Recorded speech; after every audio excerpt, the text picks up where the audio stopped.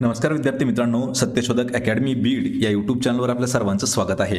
आज आपण या व्हिडिओमध्ये पहा पोलीस भरती 2024 मध्ये विचारण्यात आलेले महत्त्वाचे 25 प्रश्न आज आपण या व्हिडिओमध्ये पाहणार आहोत। मित्रांनो, या व्हिडिओमध्ये आपल्याला मागील वर्षी विचारण्यात आलेल्या पोलीस भरतीमधील महत्त्वाचे प्रश्न घेतलेले आहेत, त्यामुळे येणाऱ्या पोलीस भरतीसाठी हा व्हिडिओ आपलं रिव्हिजन म्हणून ठरणारा व्हिडिओ असणार आहे। हे जे प्रश्न आहेत ते आपल्याला पोलीस भरतीसाठी आणि बाकीच्या सरळ सेवेसाठी सुद्धा खूप वेळा विचारण्यात आलेले प्रश्न आहेत।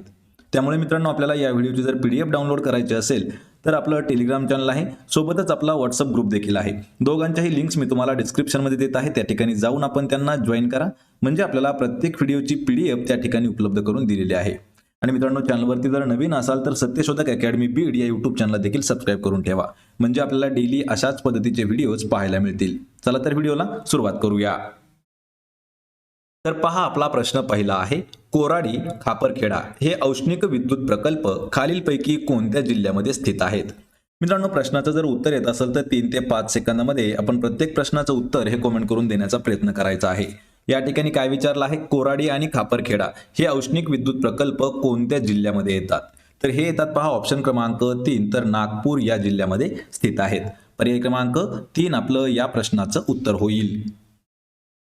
यानंतरचा प्रश्न आहे पहा, जैन धर्माचे पहिले तीर्थंकर भगवान ऋषभदेव यांची 108 फूट उंचीची भव्य मूर्ती महाराष्ट्र राज्यात कोणत्या ठिकाणी उभारण्यात आलेली आहे?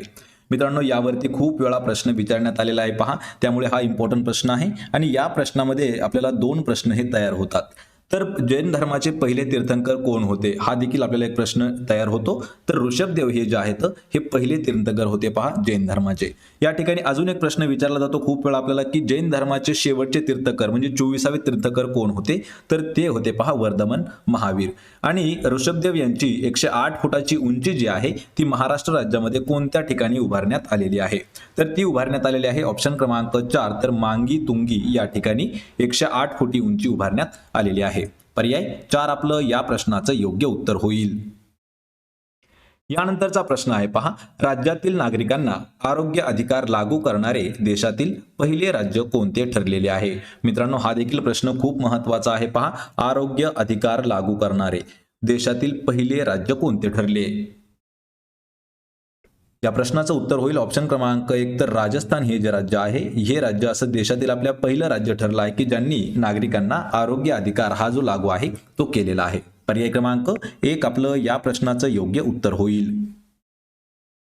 यानंतरचा प्रश्न आहे, पेपरलेस अर्थसंकल्प मांडणारे देशातील पहिले राज्य कोणते आहे? पहा, पेपरलेस अर्थसंकल्प मांडणारे देशातील पहिले राज्य कोणते?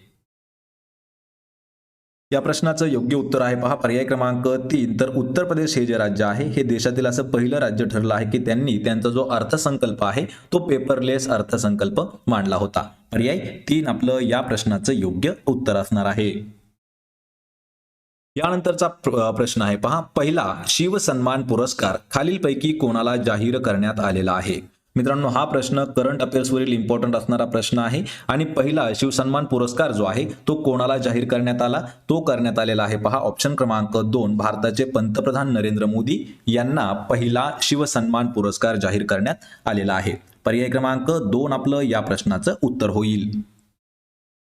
यानंतरचा प्रश्न आहे पहा, भारतीय नागरिकांच्या डॅश अधिकारांचा समावेश घटनेच्या कलम विभाग 3 कलम 14 ते 18 मध्ये करण्यात आलेला आहे। हा देखील प्रश्न महत्त्वाचा आहे, प्रश्न थोडासा समजावून घ्यायचा आहे। भारतीय नागरिकांच्या कोणत्या अधिकाराचा समावेश घटनेच्या विभाग 3 मध्ये आणि कलम आहे पहा 14 ते 18 यामध्ये करण्यात आलेला आहे? तर या प्रश्नाचा उत्तर असणार आहे पर्याय क्रमांक 1, तर समानतेचा जो अधिकार आहे आणि या अधिकारांचा समावेश कशामध्ये आहे? घटनेच्या विभाग 3 आणि कलम कोणता आहे? 14 ते 18 या कलमामध्ये समानतेचा अधिकार याचा उल्लेख करण्यात आला आहे। ऑप्शन क्रमांक 1 आपलं या प्रश्नाचं योग्य उत्तर असणार आहे। मित्रांनो, हा जो प्रश्न आहे हा आपल्याला जवळपास 8 ते 10 वेळा पोलीस भरतीमध्ये विचारण्यात आलेला आहे। प्रश्न क्रमांक 7 आहे, भारतीय क्रिकेट बोर्डाचे मुख्यालय खालीलपैकी कोणत्या ठिकाणी स्थित आहे? मित्रांनो, 2024 ला जी पोलीस भरती झाली आहे त्यामध्ये आपल्याला जवळपास IPL आणि जो वर्ल्ड कप झाला होता पहा T20चा, तर त्यावरती जवळपास या दोघांचे मिळून 6 प्रश्न विचारण्यात आले होते। त्यापैकीच हा एक प्रश्न आहे पहा, भारतीय क्रिकेट बोर्डाचं मुख्यालय देशामध्ये कोणत्या ठिकाणी स्थित आहे? तर हे आहे ऑप्शन क्रमांक 2, तर मुंबई या ठिकाणी भारतीय क्रिकेट बोर्डचं मुख्यालय आहे. पर्याय 2 आपलं या प्रश्नाचं योग्य उत्तर होईल. यानंतरचा प्रश्न आहे पहा, महाराष्ट्रातील देवळाली येथील अग्नी वॉरियर हा युद्ध सराव भारत आणि कोणत्या देशाबरोबर पार पडला आहे?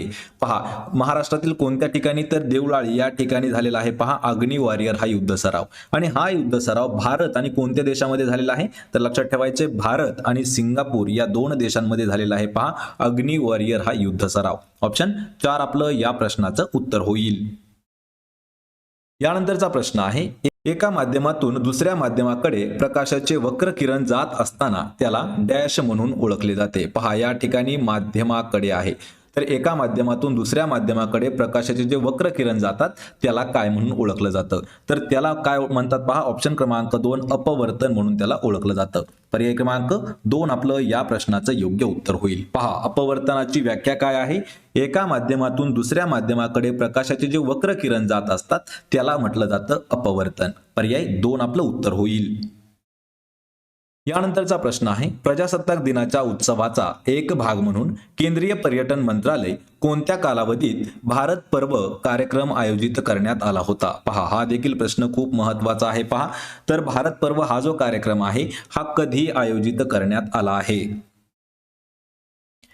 तर या प्रश्नाचं योग्य उत्तर असणार आहे ऑप्शन क्रमांक 4, 23 ते 31 जानेवारी या दिवसामध्ये, म्हणजे जवळपास हा एक आठवडा आहे. तर यामध्ये भारत पर्व हा जो कार्यक्रम आहे किंवा हा जो उपक्रम आहे तो आयोजित केला जातो. कोणामार्फत केला जातो? केंद्रीय पर्यटन मंत्रालयामार्फत. ऑप्शन क्रमांक 4 आपलं या प्रश्नाचं योग्य उत्तर होईल. यानंतरचा प्रश्न आहे, भारत सरकारने millet international initiative for research and awareness कोठे सुरू करण्याचा प्रस्ताव सादर केलेला आहे? या ठिकाणी प्रश्न थोडासा हा महत्वाचा आहे. पहा, याला एक प्रकारे मीरा असं म्हटलं जातं, मीरा म्हटलं जातं. तर याचा फुल फॉर्म काय आहे? Millet international initiative for research and awareness हे कोणत्या ठिकाणी सुरू करण्याचा प्रस्ताव भारत सरकारने सादर केला आहे? या प्रश्नाचं उत्तर होईल पर्याय क्रमांक 1, तर दिल्ली या ठिकाणी सुरू करण्याचा जो प्रस्ताव आहे तो भारत सरकारनं सादर केला आहे. पर्याय 1 आपलं या प्रश्नाचं योग्य उत्तर होईल. प्रश्न क्रमांक 12 आहे, 1 जुलै 2024 पासून फौजदारी प्रक्रिया संहिता या कायद्याची जागा खालीलपैकी कोणत्या कायद्याने घेतलेली आहे? हा देखील प्रश्न खूप महत्वाचा आहे. पहा, जुलै 2024 पासून जो फौजदारी प्रक्रिया संहिता आहे हा कायदा बदलून त्या जाग्यावरती एक नवीन कायदा ऍड केलेला आहे. तर तो नवीन असणारा कायदा कोणता आहे?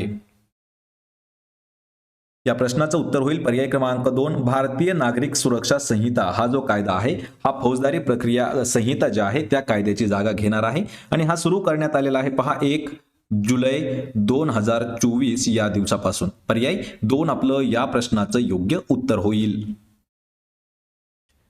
प्रश्न क्रमांक 13 आहे, देशातील पहिला जहाज बांधणी उद्योग कोणत्या ठिकाणी सुरू करण्यात आलेला आहे?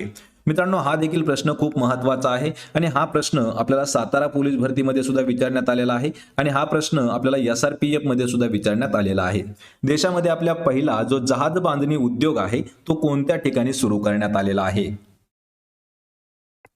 या प्रश्नाचं उत्तर आहे पहा पर्याय क्रमांक 3, तर विशाखापट्टणम हे जे ठिकाण आहे या ठिकाणी आपल्या देशातील सर्वात पहिला जहाज बांधणी उद्योग जो आहे तो सुरू केलेला आहे.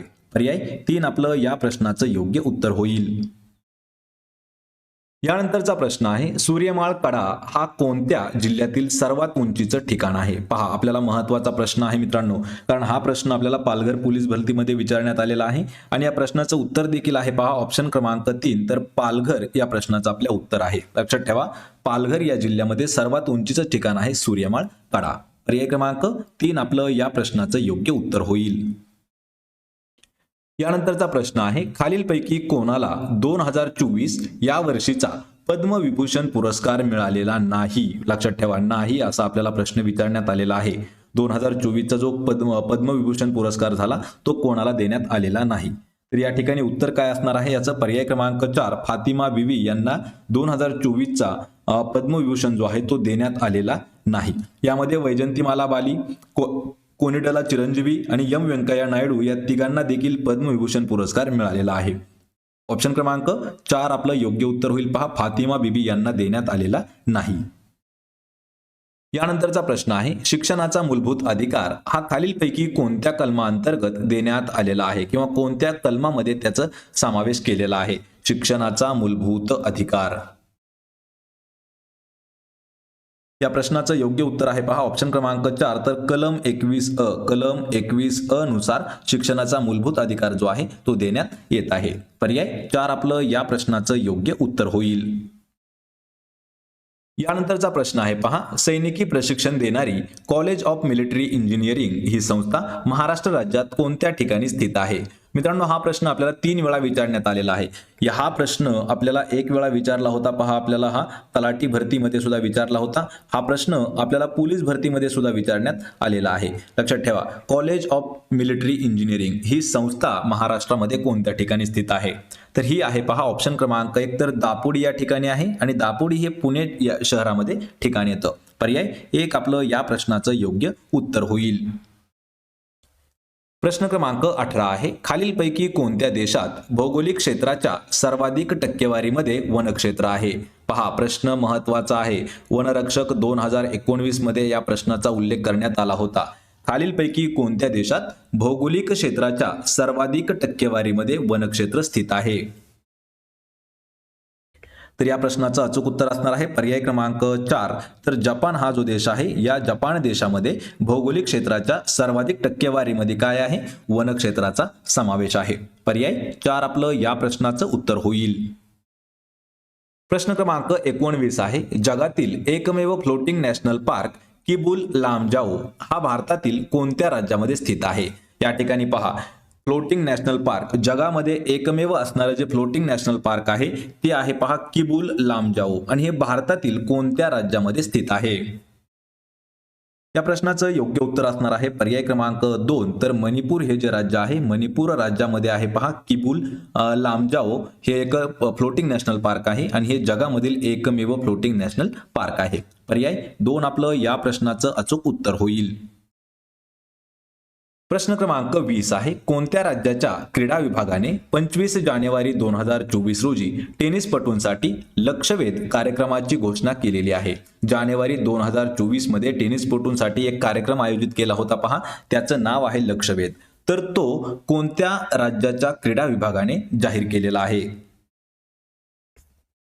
या प्रश्नाचं अचूक उत्तर आहे पर्याय क्रमांक 1 तर महाराष्ट्र राज्याच्या क्रीडा विभागाने 25 जानेवारी 2024 रोजी टेनिसपटू जे आहेत तर त्यांच्यासाठी लक्षवेध कार्यक्रमाची घोषणा केलेली आहे. पर्याय क्रमांक 1 आपलं या प्रश्नाचं योग्य उत्तर होईल. यानंतरचा प्रश्न आहे पहा, भारतातील पहिला आधुनिक लोह पोलाद उद्योग खालीलपैकी कोणत्या ठिकाणी सुरू करण्यात आला होता? भारतातील आपल्या पहिला आधुनिक लोह पोलाद उद्योग हा जो आहे हा कोणत्या ठिकाणी सुरू करण्यात आलेला आहे? आणि हा करण्यात आलेला आहे ऑप्शन क्रमांक 4 तर कुल्टी या ठिकाणी. लक्षात ठेवा, ठिकाण नाव लक्षात ठेवायचंय, कुल्टी या ठिकाणी देशातील पहिला आधुनिक लोह पोलाद उद्योग जो आहे तो सुरू करण्यात आलेला आहे. ऑप्शन क्रमांक 4 आपलं या प्रश्नाचं उत्तर होईल. प्रश्न क्रमांक 22 आहे, मध्ययुगीन भारतातील खालीलपैकी कोणत्या साम्राज्याने राज्यसेवेत महिलांना रोजगार देण्यात आलेला होता? प्रश्न हा खूप महत्वाचा आहे मित्रांनो. हा प्रश्न आतापर्यंत फक्त आणि फक्त आपल्याला 1 वेळा विचारण्यात आलेला आहे. ते पण हा प्रश्न आपल्याला MPSC प्री एक्झाम मध्ये सुद्धा विचारण्यात आलेला आहे. मध्ययुगीन भारतातील कोणत्या साम्राज्यामध्ये राज्यसेवेत महिलांना रोजगार देण्यात आला होता? तर या प्रश्नाचं उत्तर असणार आहे पर्याय क्रमांक 2 तर विजयनगर साम्राज्य आहे तर यामध्ये महिलांना रोजगार देण्यात आलेला होता. पर्याय 2 आपलं या प्रश्नाचं योग्य उत्तर होईल. प्रश्न क्रमांक 23 आहे, ख्रिश्चन धर्माची स्थापना भारतामध्ये सर्वात प्रथम कोणत्या राज्यामध्ये झालेली आहे? पहा, ख्रिश्चन धर्म हा जो आहे हा सर्वात पहिल्यांदा भारतातील कोणत्या राज्यामध्ये सुरू झाला किंवा त्याची स्थापना करण्यात आली होती? उत्तर आहे ऑप्शन क्रमांक 1 तर केरळ या राज्यामध्ये ख्रिश्चन धर्माची स्थापना झालेली आहे भारतामध्ये सर्वात आधी. ऑप्शन 1 आपलं या प्रश्नाचं उत्तर होईल. यानंतरचा प्रश्न आहे पहा, उत्तर प्रदेश सरकारने कोणाला उत्तर प्रदेश गौरव सन्मान देऊन सन्मानित करणार आहेत? हा देखील प्रश्न खूप महत्वाचा आहे पहा. उत्तर प्रदेश सरकारने उत्तर प्रदेश गौरव सन्मान हा पुरस्कार देऊन कोणाला सन्मानित केला आहे? तर या प्रश्नाचं योग्य उत्तर आहे पहा ऑप्शन क्रमांक 4. तर वरील 2 आणि 3, 2 मध्ये आहेत पहा डॉक्टर रितू करिधल आणि 3 मध्ये आहेत पहा नवीन तिवारी. या दोघांनाही उत्तर प्रदेश गौरव सन्मान देऊन सन्मानित करण्यात आला आहे. म्हणजेच पर्याय क्रमांक 4 आपलं या प्रश्नाचं योग्य उत्तर असेल. मित्रांनो, हे होते पहा महत्त्वाचे 25 प्रश्न. या 25 प्रश्नापैकी किती प्रश्नाची उत्तरं देता आली हे मला कमेंट करून नक्की सांगा. व्हिडिओ जर आवडत असतील तर व्हिडिओला आपल्या लाईक करा, मित्रांमध्ये व्हिडिओ शेअर करा आणि आपल्या सत्यशोधक अकॅडमी बीड या YouTube चॅनलला सबस्क्राईब करून ठेवा.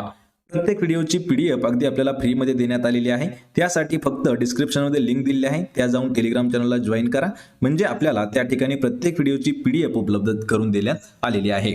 आपण भेटूया पुढच्या एका अशाच नवीन व्हिडिओमध्ये. तोपर्यंत जय हिंद, जय महाराष्ट्र.